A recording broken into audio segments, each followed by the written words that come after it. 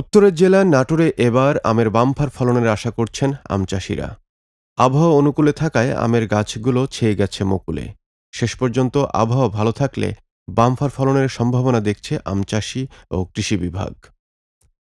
নিজেদের অপরূপ সৌন্দর্য উজাড় করে নাটোরে আমবাগানগুলো যেন মৌ মৌ করছে মুকুলের গন্ধে। সোনালি মুকুলে ছেয়ে গেছে প্রতিটি আম গাছ। অনেকদিন পর এ অঞ্চলের খামারিদের ভালো মুনাফার স্বপ্ন দেখাচ্ছে। নাটোর জেলার আম উৎপাদনের প্রধান দুটি উপজেলা বাগাতিপাড়া ও লালপুর। গত কয়েক মৌসুমে লোকসানের কারণে অনেকেই বাগান কেটে ফেলেছিলেন। তাহলে আমের যে দাম, আম বেশি ওষুধপাতি খরচ পাতি করি, যে টাকা হয় ওষুধের দামই হয় না। আমের দাম নাই, তাহলে গাছ রাখি কী করবো? এবারে আম বেশি 7,000 টাকার, ওষুধের দোকানে বাকি হয়েছে 13,000 টাকা। কিন্তু এবার কৃষকরা বলছেন এবছর আবহাওয়া সব দিক থেকে অনুকূলে। মুকুলে আশা দেখছেন বাগানীরা। ভালো ফলনের আশায় সেচসহ নানা পরিচর্যা চালিয়ে যাচ্ছেন তারা। তবে কৃষি বিভাগের মাঠকর্মীদের সহযোগিতা না পাওয়ার ক্ষোভ রয়েছে উপজেলার আম চাষিদের। প্রতি বছর লস হয়। আমাদের যে কৃষি অফিসাররা আছে বা মাঠকর্মী আছে, তারা কোনো খোঁজখবর রাখে না। আমার পরামর্শ তবিলে একটা হতে কীটনাশক দোকানদাররা, দোকানদাররা যে পরামর্শ দেয় আমরা সেই পরামর্শ ব্যবহার করি। আর অনেক সময় ফল ধরিয়ে দেয়, কীটনাশকের মাত্রা যখন কম বেশি হয়ে যায় তখন ফল পড়ে যায়। এতে রাশিরা লস খায়, পরামর্শ কেউ দেয় না, কেউ আসেও না। আবহাওয়া ভালো থাকায় এবার ভালো ফলনের আশা করছে কৃষি বিভাগও।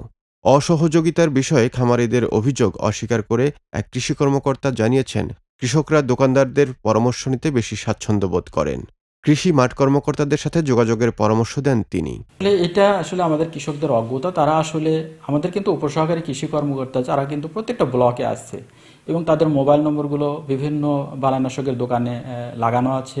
কৃষক ইচ্ছা করলে তাকে কল দিয়ে তার কাছ থেকে জানতে পারে বা তাকে ডেকে নিয়ে তার বাগান দেখাইয়ে তারপরে কি পরামর্শ প্রয়োজন সেটি কিন্তু দিতে পারে। কিন্তু কৃষক দেখা যায় এই ঝামেলা না করে সরাসরি দোকানদারের কাছে যায়। দোকানদার দেখা যায় যে তার ইচ্ছা মতো তো বালাইনাশক তাকে দিয়ে দিচ্ছে, সেটি প্রয়োগ করে কিন্তু অনেক সময় কৃষকরা ফল পায় না। তখন আসলে দেখা যায় যে কৃষকরা অভিযোগ করে যে ঔষধে কাজ করছে না।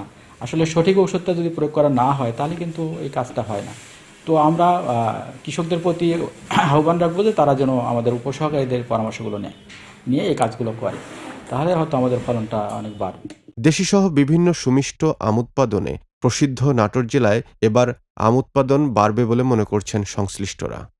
অন্য অন্য বছরের তুলনায় এই বছর আবহাওয়া ভালো থাকার কারণে আমের ভালো ফলন আশা করা যাচ্ছে।